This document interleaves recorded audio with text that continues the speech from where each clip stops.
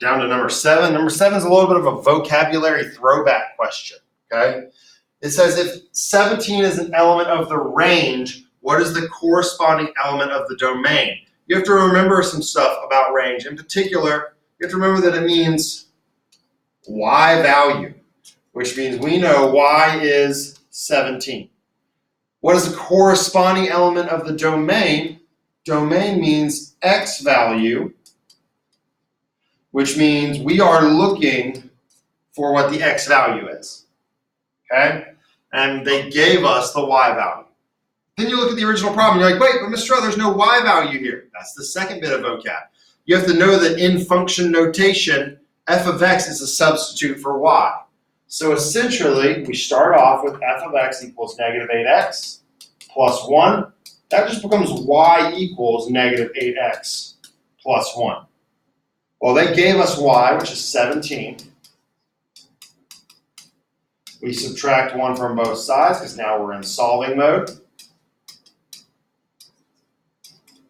Divide by negative 8, divide by negative 8.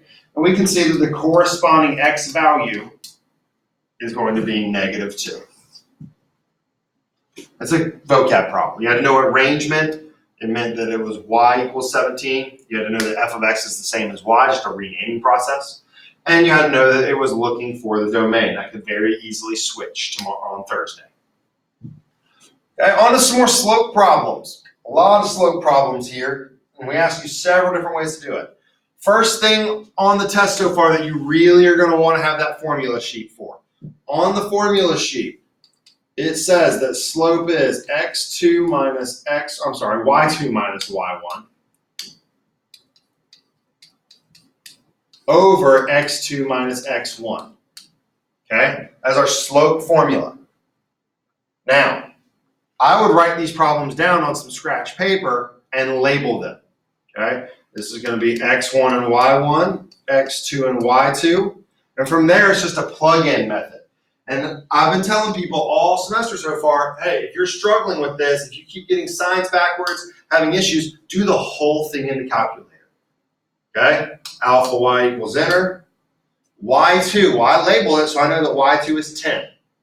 Minus, always minus there, y1, which is 10. I go down. I do x2, which is negative 9, minus x1, which is negative 7. Look how this is typed here, guys. I always put a minus sign no matter what, because that's how the formula works.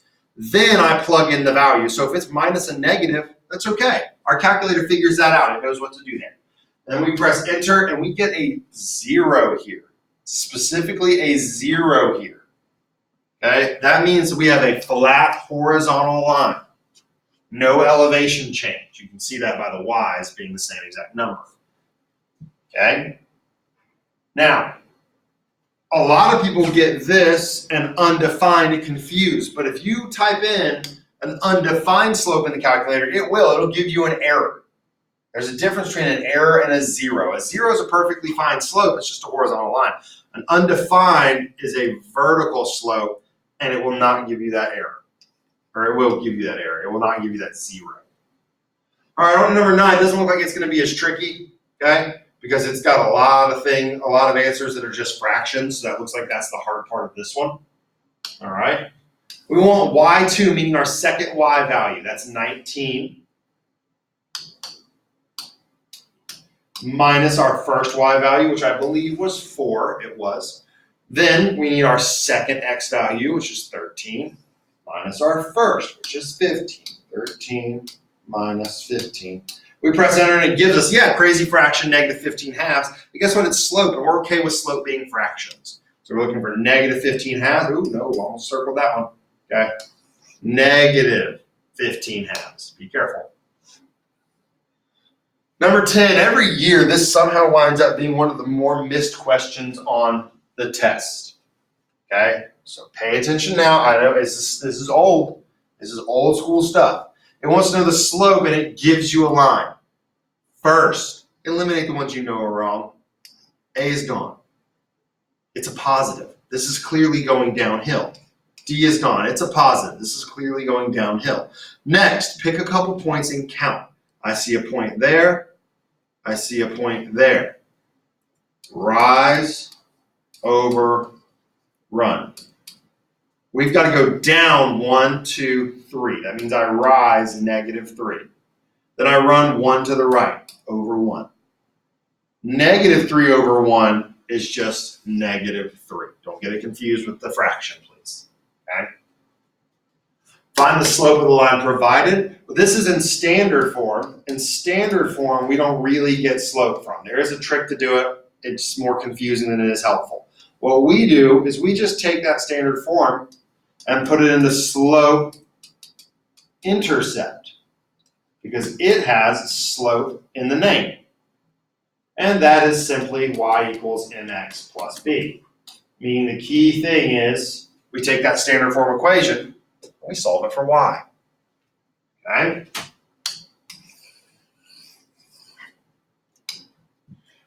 (4x plus 2y equals 8). Let's move the 4x over because we want y all by itself. I'm going to go ahead and write it in this form because that is more similar to have the x come first as we're used to seeing. It's more similar to slope-intercept. It's not quite slope-intercept yet because we haven't solved for y, but now we have. -4 divided by 2 is -2x. 8 divided by 2 is +4, meaning our slope is -2. All that just to find slope. Number 12, this is throwback. This is all the way back to, do we know the function families? Okay? So, for the function families, you need to know your different little trick for what gives it away. Linear is a plain x.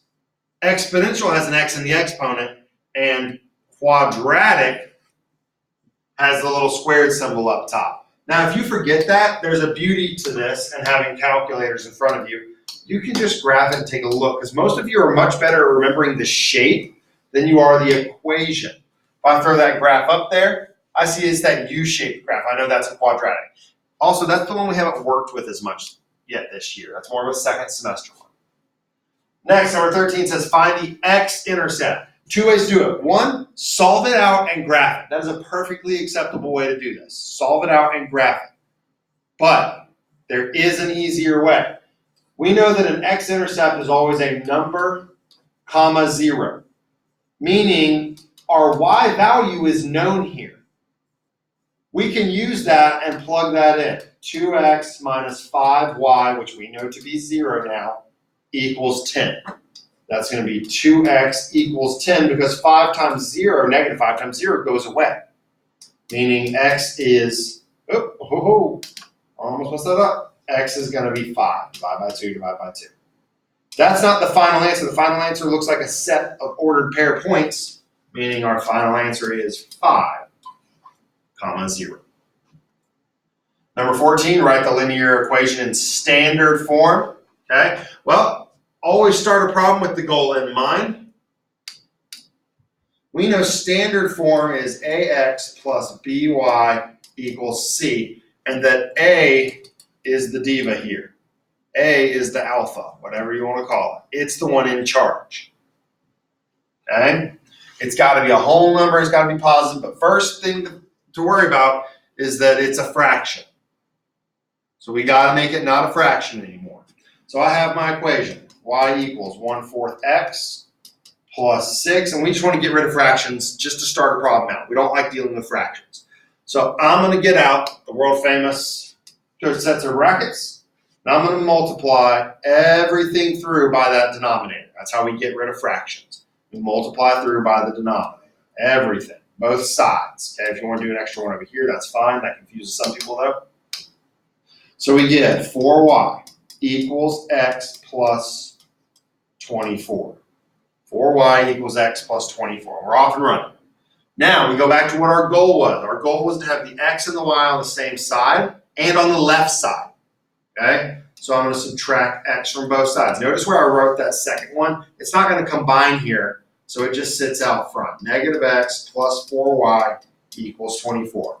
We're really close. We're really close. We're close enough to where I'm starting to look over here at the answers. Okay? Then I realized something. All of these x's are completely bare. They don't have anything else with